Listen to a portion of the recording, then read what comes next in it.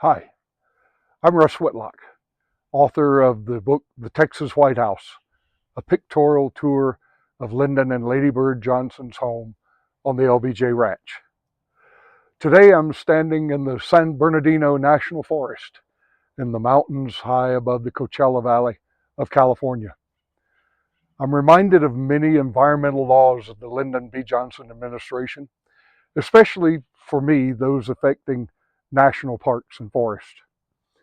The Wilderness Act of 1964 protected 9.1 million acres of public lands, mostly in national forest. During his term in office, over 50 national parks were added or expanded, creating more urban parks, providing greater access to population centers. LBJ called on government and citizens to renew man's contact with nature. He says we've prided ourselves not only in being America the strong and America the free, but America the beautiful. He's credited with having the most impact on national park sites and natural areas than any other American president. He shares really good company with other public lands presidents, Theodore and Franklin Roosevelt. Today I'm continuing our tour of the Texas White House, visiting the dining room and kitchen of their home. Entering the dining room, I was impressed with the size. Of course, it had to accompany the many people, as LBJ enjoyed being surrounded by family, friends, staff, and leaders of the United States and the world. Mrs. Johnson's preferred location at the table was facing the picture window, and there's a smaller table right under the window where she would enjoy breakfast and light meals while gazing into nearby nature and her bird feeders attached to the glass. The table would also serve as overflow for large gatherings, often referred to as the children's table, but seating mostly adults. The wallpaper in the room was chosen by Mrs. Johnson as it was the closest thing she could find to represent the Texas Hill Country, when in fact it depicts New England landscapes.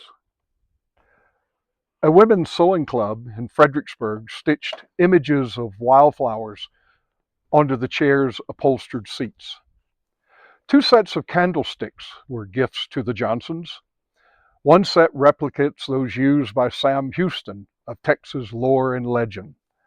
The other set were taken from the Texas State Capitol during renovation work in the 1960s and were gifts from Texas Governor John Connally and his wife Nellie.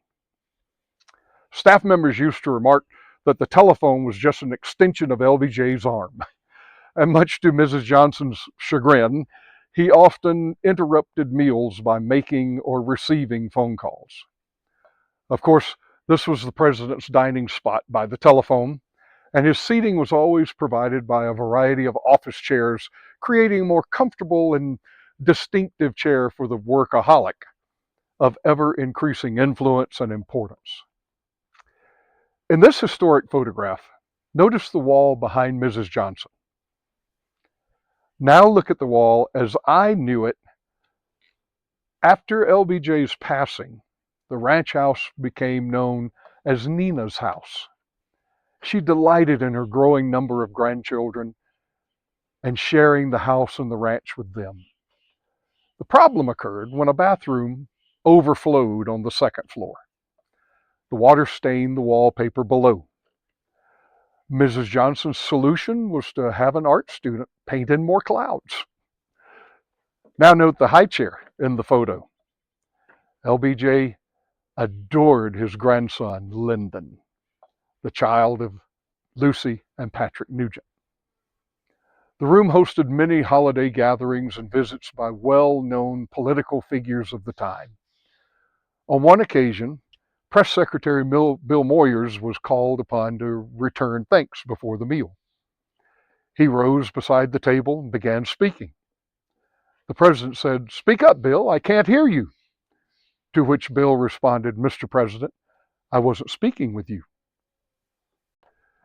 Every room in the house supported the day-to-day functions of the president.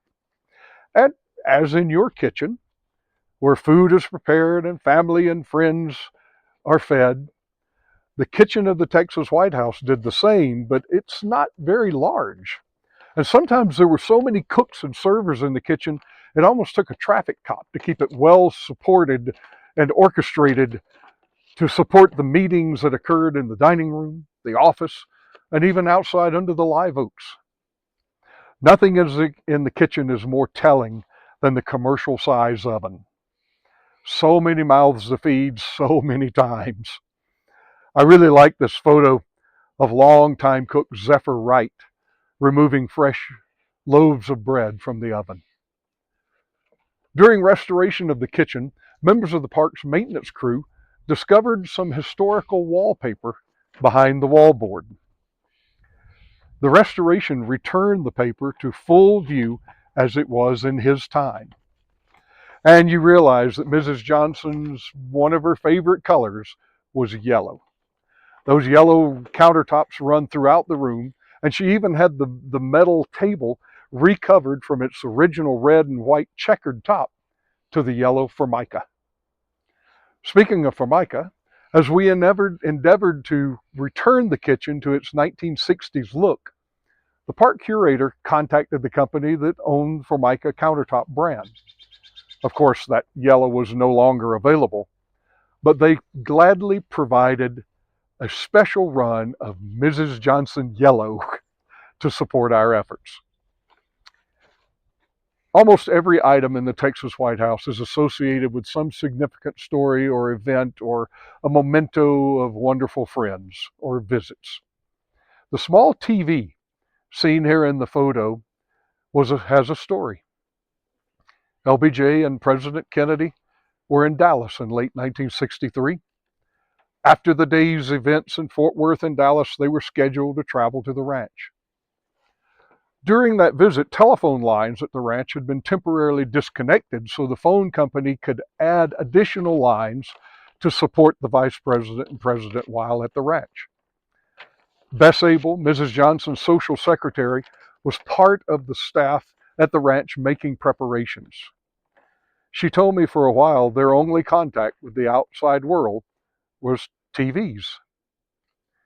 When the assassination of President Kennedy occurred, they could only watch in horror with the world as events unfolded. She remembered a Secret Service agent later in the day coming in and announcing that they were now in the home of the President of the United States. Now the LBJ Ranch was to become a very recognizable place to American citizens and the world in coming years. There are, of course, so many stories to tell.